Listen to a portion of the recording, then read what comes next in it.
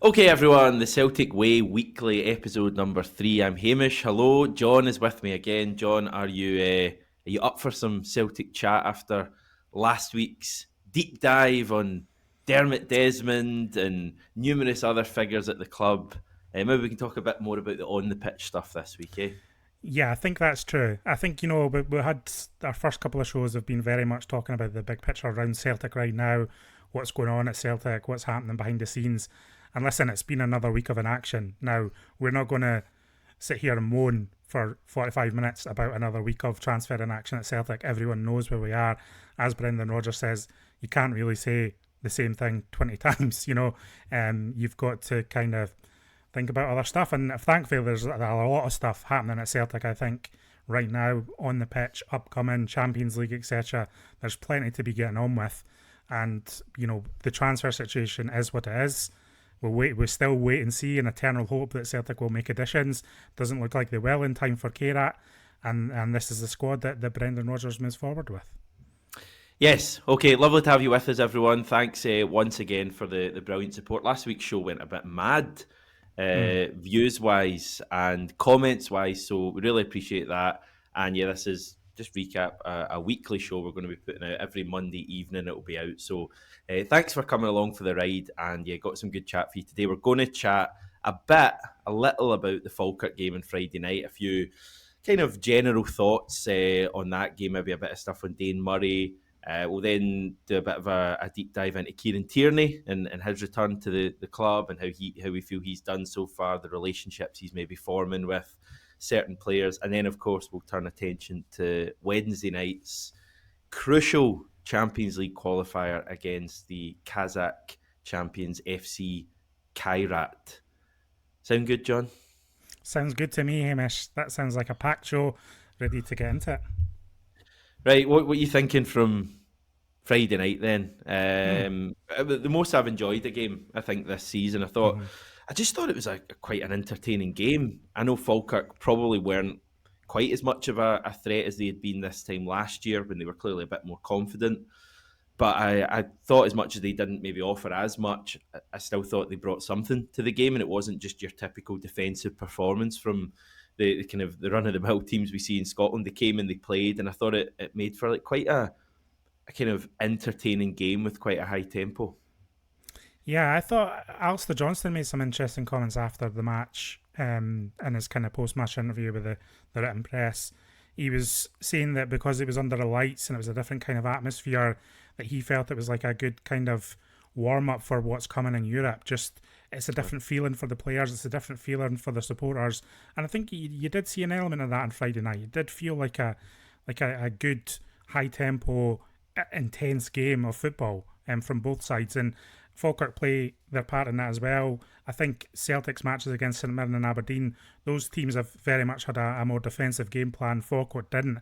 And I thought it allowed Celtic to shine a little bit more in some respects. Rogers had some complaints the way some of the first half went in terms of allowing Falkirk too much space or not being aggressive enough when Falkirk did the ball, and they did have a couple of opportunities. Viljami Sinisalo made a good save at one point in the first half. But I think overall it was a positive step forward for Celtic, and I think that's what we're wanting at this stage of the season.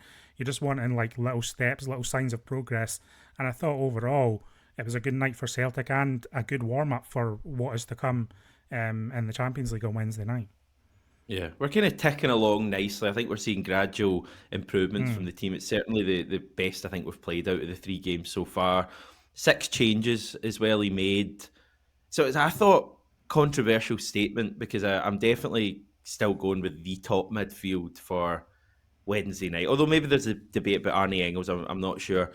I thought the midfield almost looked just a little bit kind of slicker on Friday night. Now, part of that might be, as you say, Falkirk, maybe there was a bit more space. Maybe there was just a bit of a higher tempo to the match. But I think Luke McCowan, he's really kind of capable of those nice, quick, intricate bits of play that probably aren't Benjamin Nygren's game to the same extent. I think Mm. Nygren's someone who's going to gallop into space and really find that final ball. I think that's going to be his strength. And obviously getting on the end of things. But I look at Luke McCowan and I just think he's such a clever footballer. And I think sometimes when he and McGregor, and they're quite similar, are in that midfield together, were capable of kind of just a little bit slicker play sometimes than what I've seen from Nigren and Hatate so far. So I don't know what I'm saying here, because I'm not saying start with McCowan on Wednesday night, although I wouldn't be like gutted with that. It's not going to happen. But I just think I think what I'm saying is, like, I want to see that midfield rotated throughout the season. And I think we are going to see that. Yeah. But from game to game, because I think our midfield looked really stale at the end of last season. And I think we now have six really good midfielders. And I want to see all of them, I think. I mean, that was another reason Brendan Rodgers said he rotated the team on Friday. It's not just about the Wednesday night, it's also about the Livingston game of the weekend. And if he didn't play some of those players on Friday night, they would be getting thrown in against Livingston for the first game this season, which I don't think is ideal for anyone. I would not be surprised to see Arnie Engels and Luke McCowan start at the weekend after the European match. I think there will be a little bit more rotation, certainly in that I agree with you. I want to see those kind of midfield eights rotated more. Like, Cal McGregor is Cal McGregor. He's like some sort of Iron Man, and I think there's been a fair amount of discussion that perhaps Cal McGregor's a little bit overused in sense of the workload on him across the season. And I think we maybe need a more viable rotation option there. But certainly the two positions in front of him, I think we're going to see a fair amount of rotation. Because, and listen, Brendan Rodgers quite defensive about Arnie Engels after the match as well again. I don't think Arnie Engels had a blow-away match against Falkirk, but I think he at least showed that he was very much eager to continue to impress at Celtic, and I think that's important for him at this point, because it's just such a pivotal spell and there's a lot of chatter around him.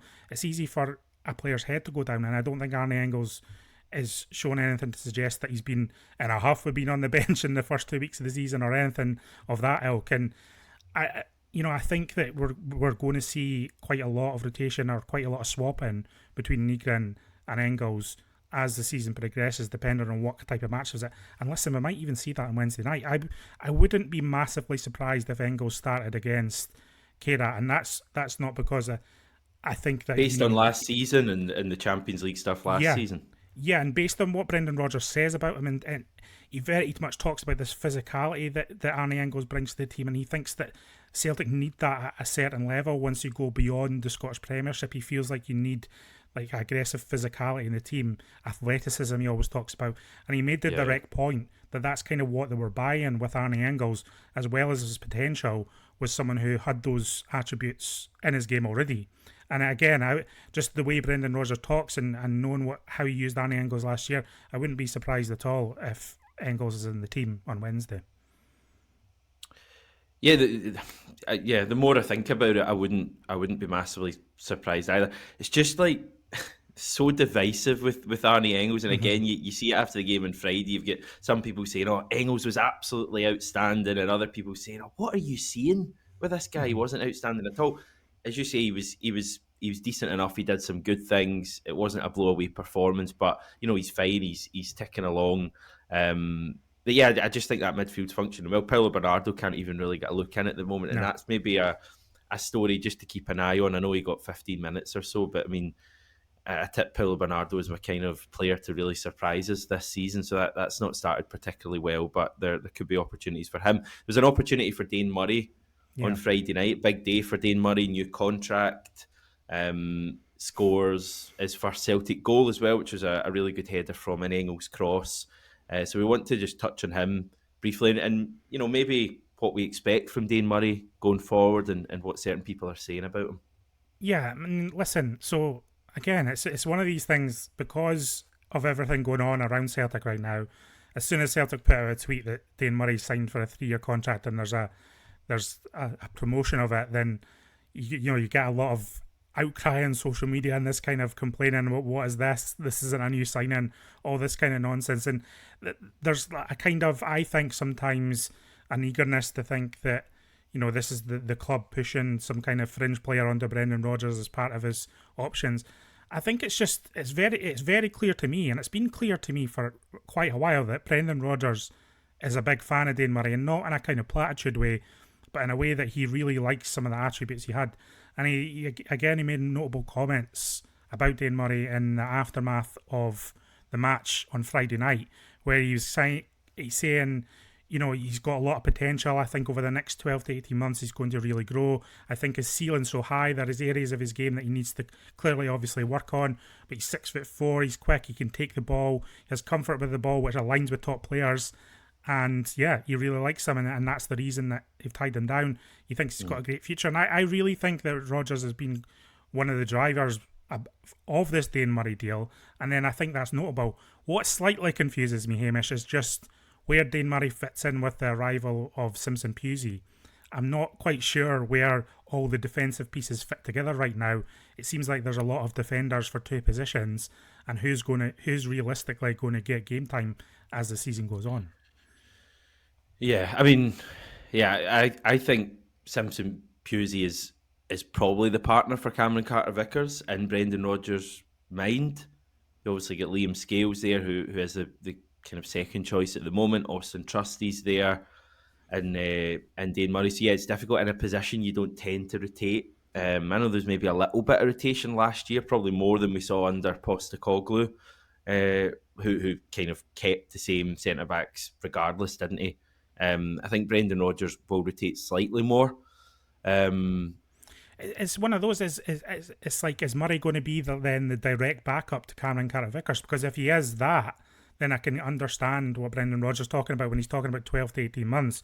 Because we know that Cameron Carter-Vickers, he might not play 60 games a season, and therefore, Dane Murray might end up getting 20 games a season. But if he's just going to go to Scales and Austin Trusty and Simpson Pusey, then I'm not really sure where Murray fits in. That, I guess that's just something we need to wait and see on.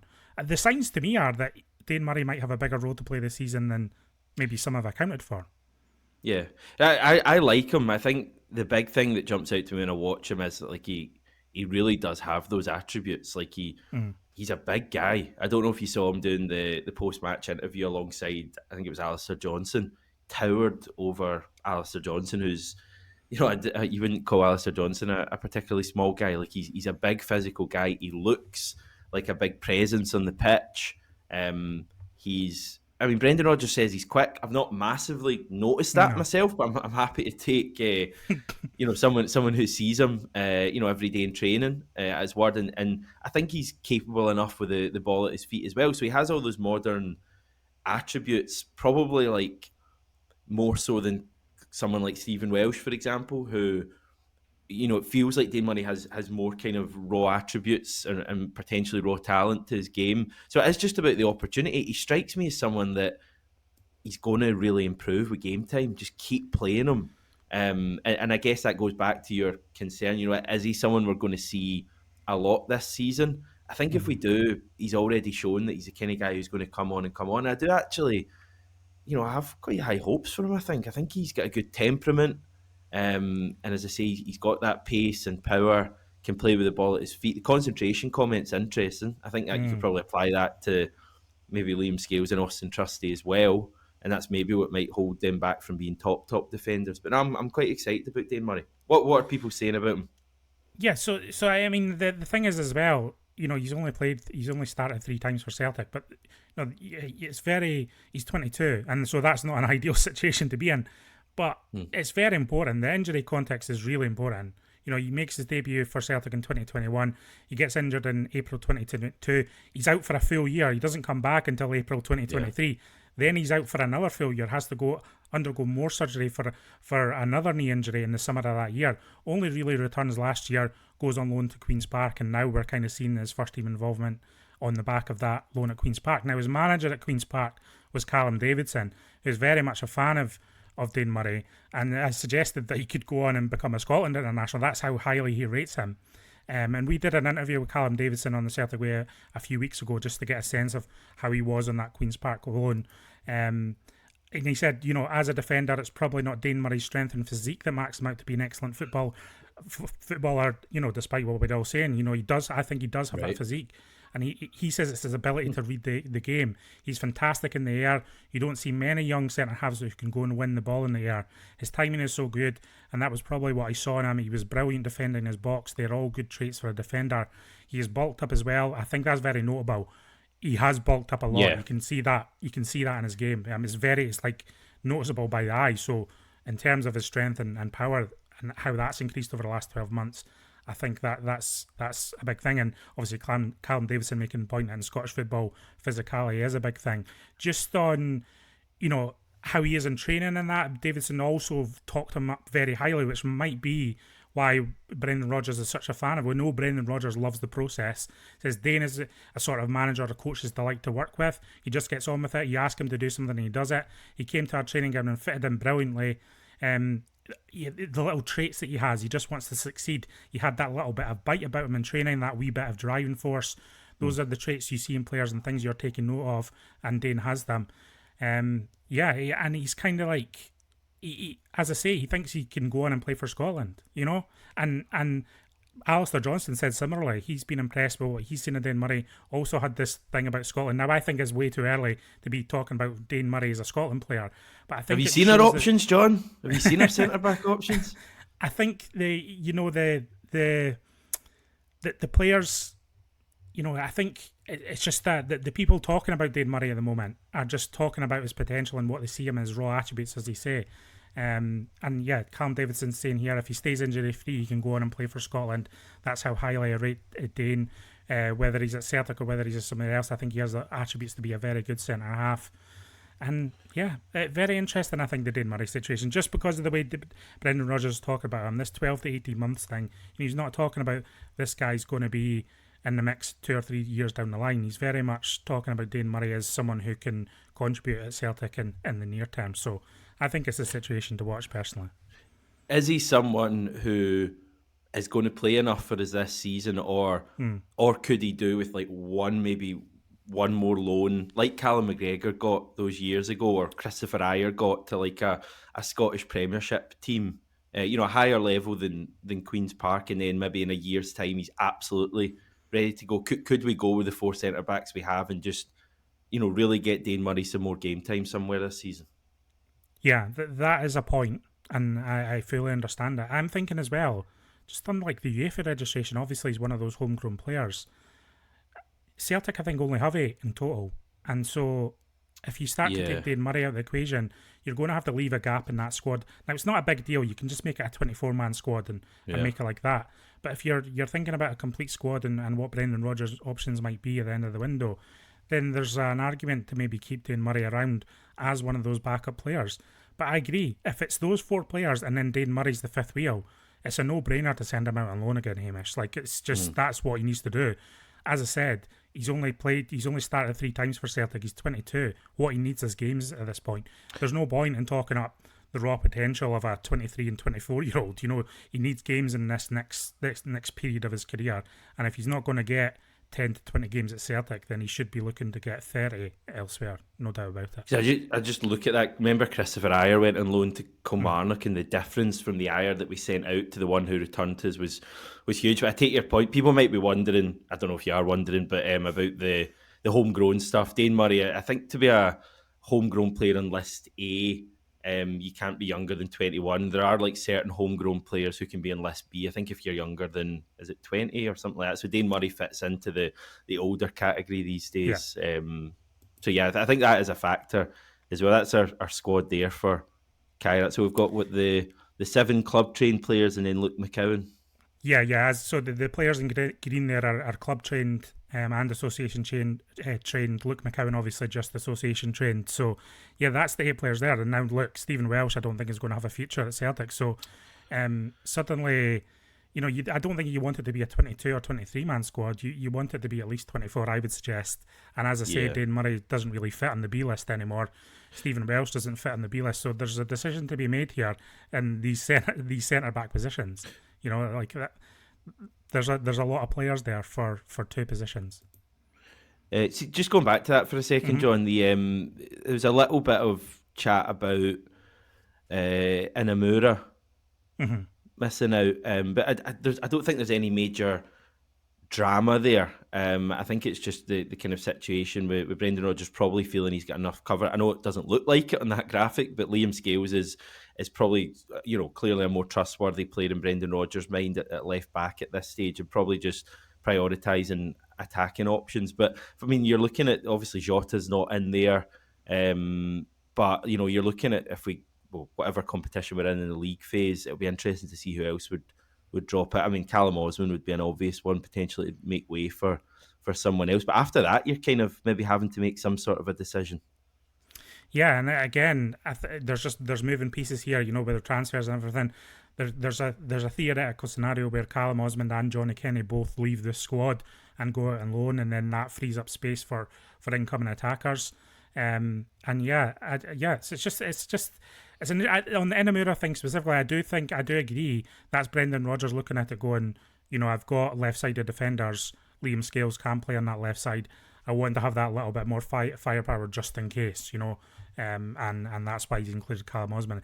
It wasn't a case, as some people were kind of suggesting, that, why is Inamura not in the squad but Stephen Welsh and Dane Murray are?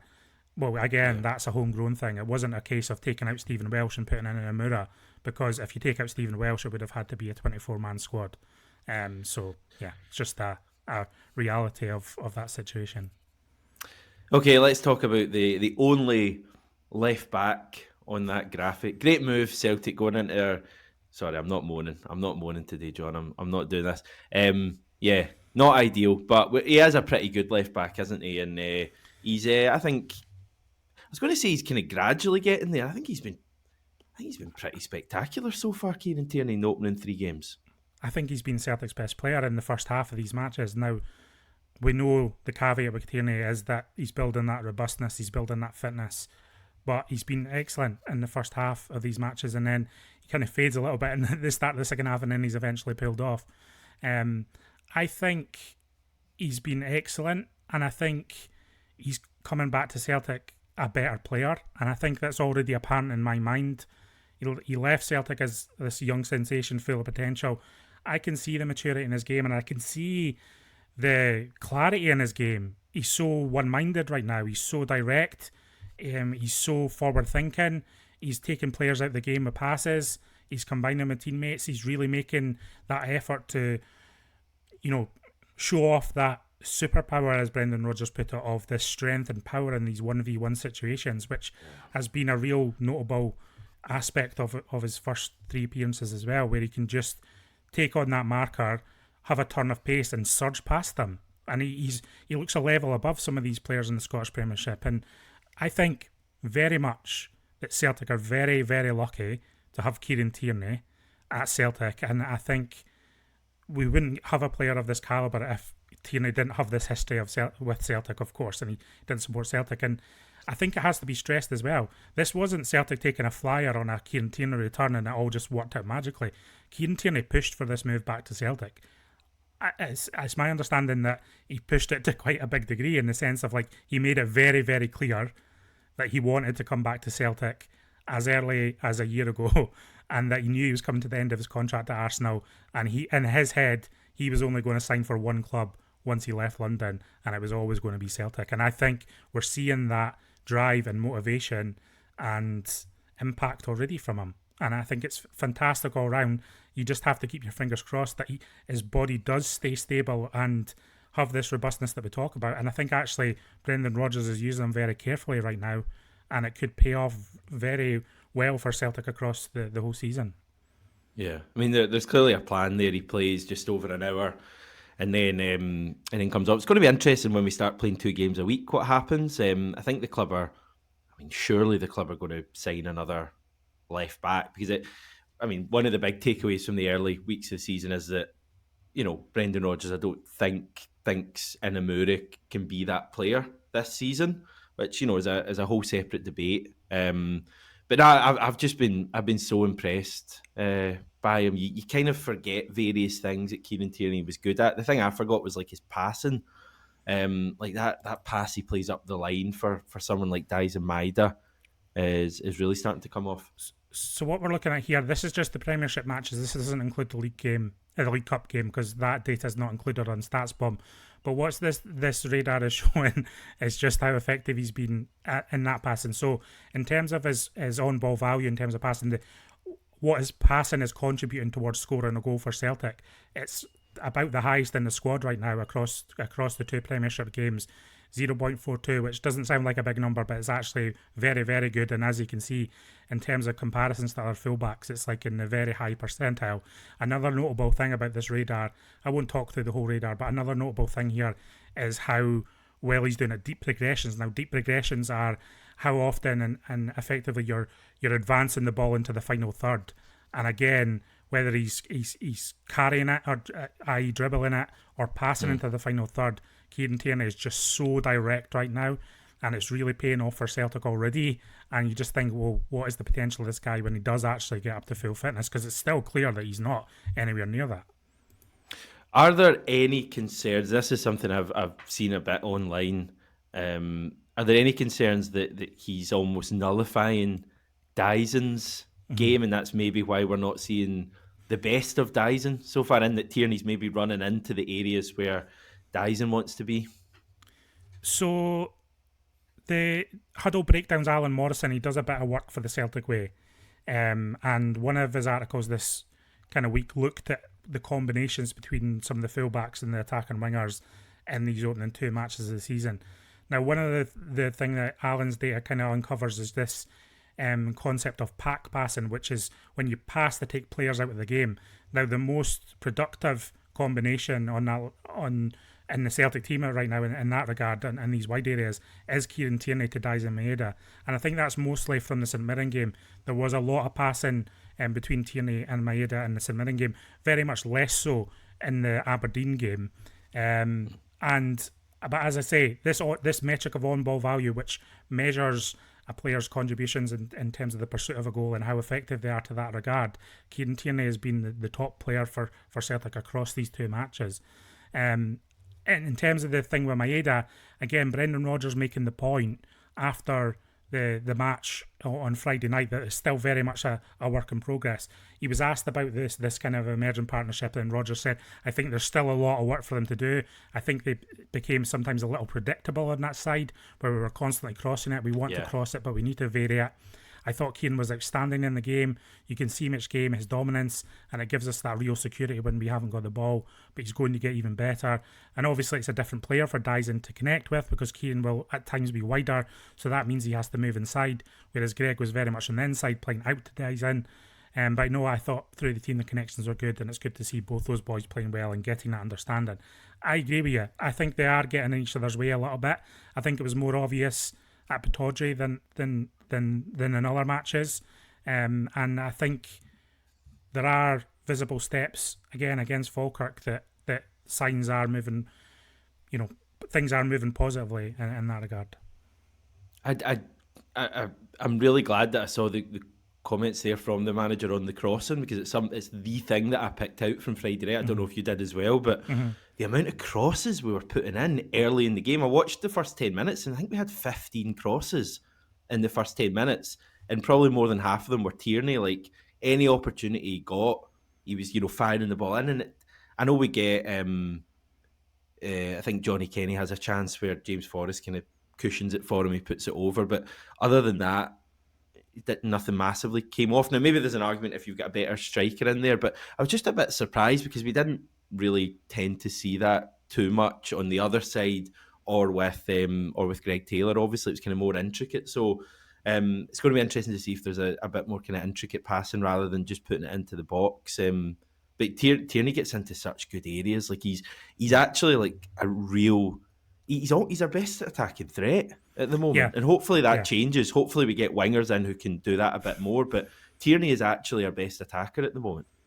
I totally agree with that. Yeah, and he's obviously he's signed as a defender. There'll be a lot of defending for him to do this season, especially in the Champions League.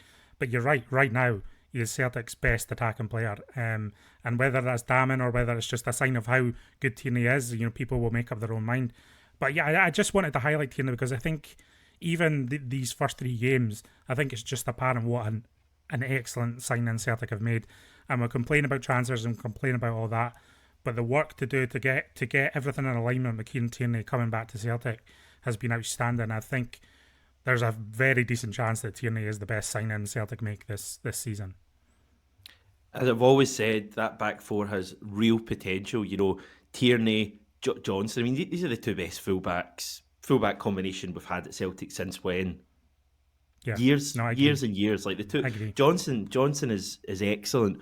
Centre backs, Carter Vickers. We'll see who partners him. I thought Austin Trusty looked kind of decent enough on Friday night. I'm excited to see Simpson Pusey. Hopefully we see him maybe against Livingston, potentially off the bench, something like that. We're clearly going to take our time with that.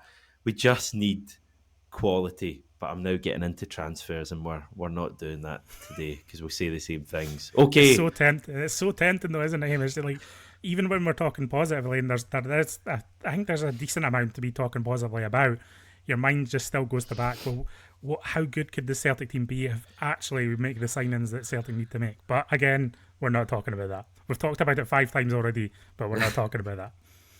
right, okay. Wednesday night we're playing FC Kairat.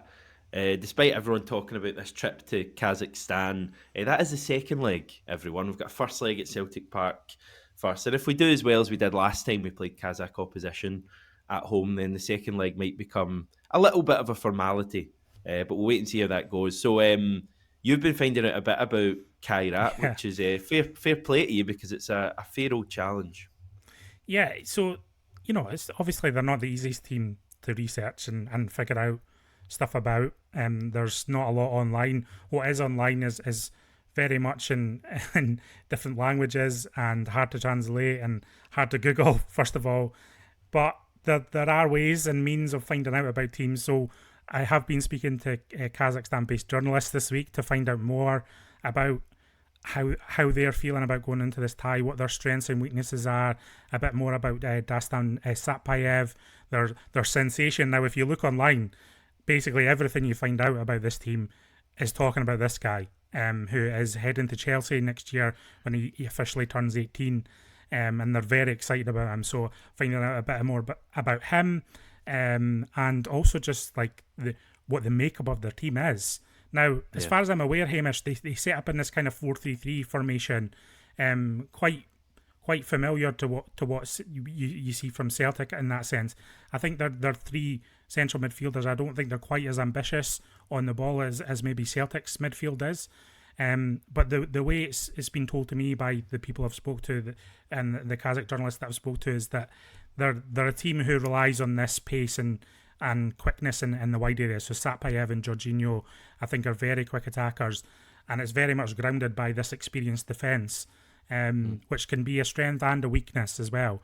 Now, I did ask about what their weaknesses are, and the journalist said to me, he immediately highlighted their central defensive options. Now, Sorokin is 29, Martinovic is 37, and yeah, the journalist said, before the match against Celtic, I'm really worried about the centre-back duo. Martinovic and Sorokin have tons of experience, but they're 66 years old combined. They can hold off attacks with smart positioning, but their lack of speed and athleticism is clear. Also, in their last league game against the LMA, they fielded about 80% of the main squad. That's across the 90 minutes. I know that they made 5 changes, but he did bring on a lot of his regular starters in the second half. And drained from recent weeks, they blew a 2-0 lead to lose 3-2. So he also noted like a potential lack of discipline in some games in terms of like how fired up the players can get. He noted Edmilson, who's just recently signed for them, as a guy who he likes to use his elbows like Diego Costa, which is an interesting remark.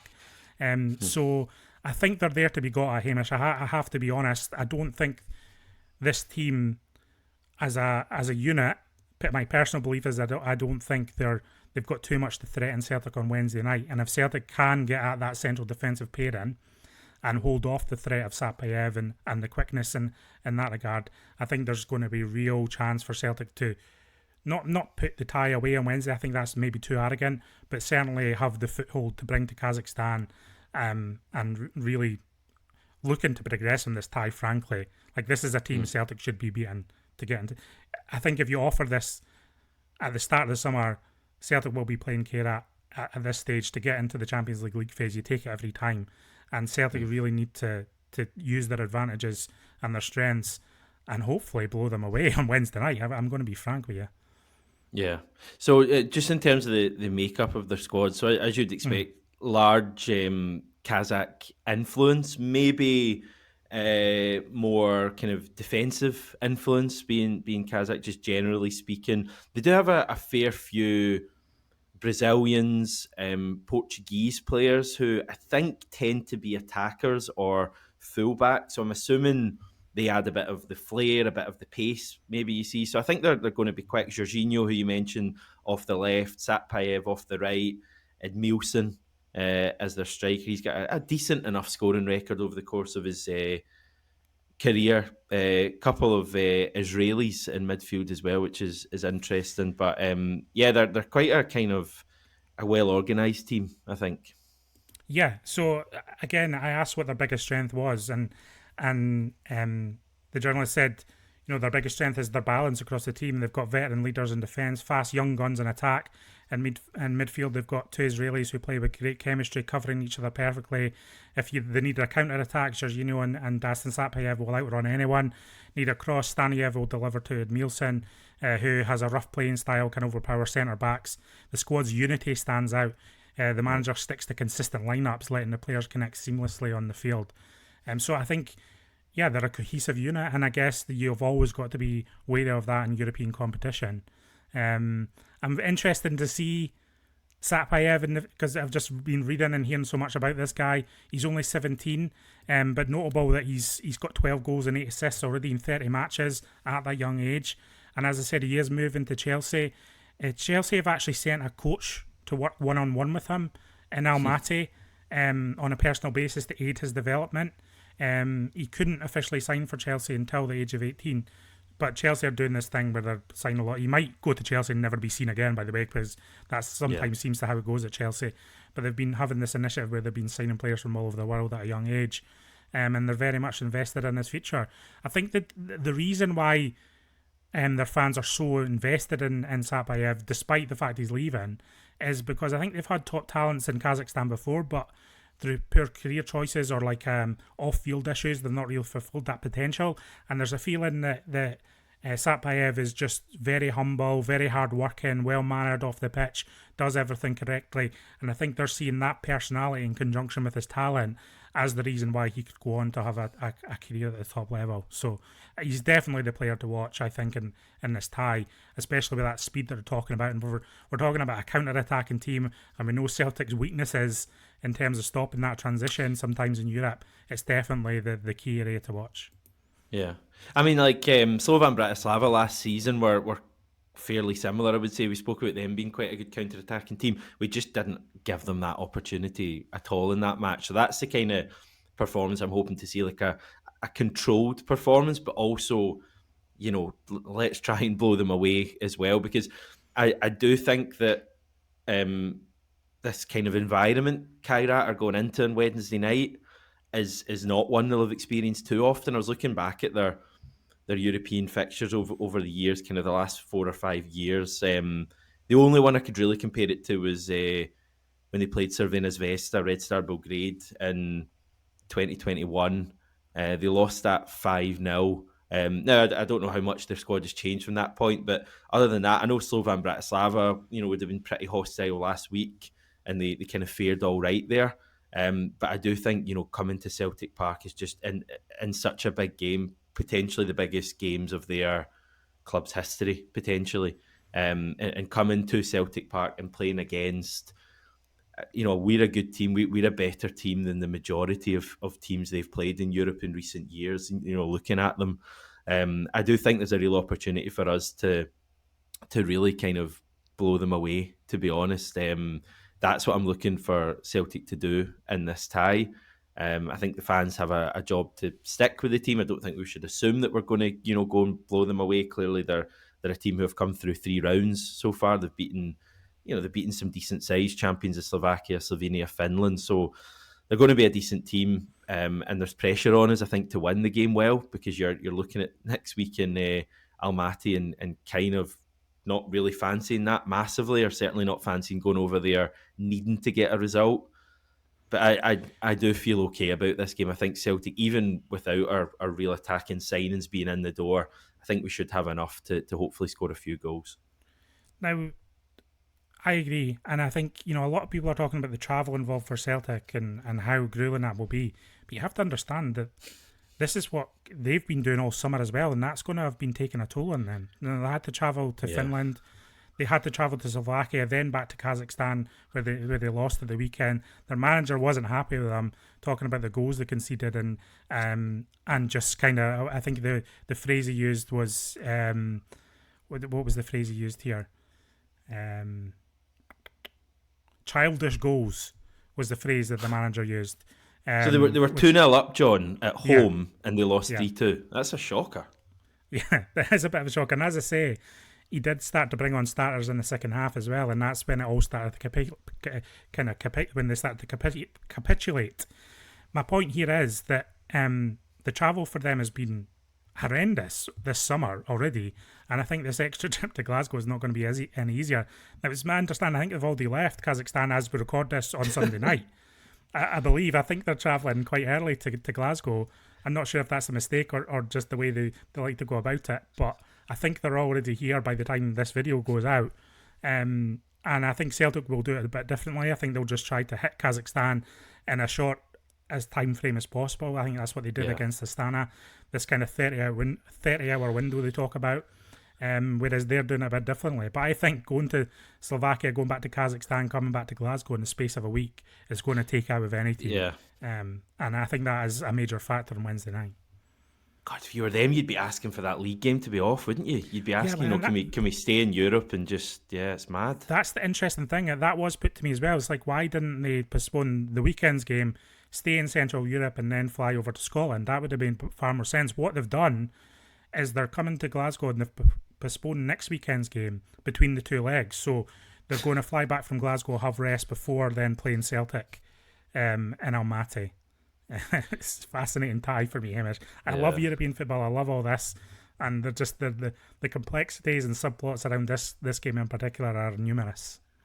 You love European football. What about Asian football? You're a fan of that because we've got a bit of that. The other point I wanted to make, and I don't know if it's a point people have made too often, but the game's a midnight kickoff, Kazakh time on Wednesday night. It's going to be over around 2 a.m. And I always think that's like quite a big factor. I mean, playing a match of that intensity at 1 or 2 in the morning, and the last 3 times, or the only 3 times Kazakh teams have come to Celtic Park, we've scored 88th minute or later in all 3. So you had the famous James Forrest one against Karagandhi, Moussa Dembele's penalty against Astana the first time, and then in the 5-0 against Astana, I think maybe an own goal after 8 minutes. So I think that's a real factor. You know, hit them early, but also late on in that game, after all that travelling with their body clock, not knowing what time it is, let's see if we can get a few late goals there as well. And I wonder if that's why they've come to Glasgow a little bit early, because I don't think you can. Yeah. I don't think you can arrive in Glasgow and play midnight your time when you're still on that body clock, which is, you know, Celtic will do it in kind of the opposite fashion when they travel over. But I think the match will be ending in Almaty around midnight when Celtic play local time. Yeah. But Celtic like to keep their bodies on local time and keep it at UK time, and they have all their watches on UK time and all that kind of patter.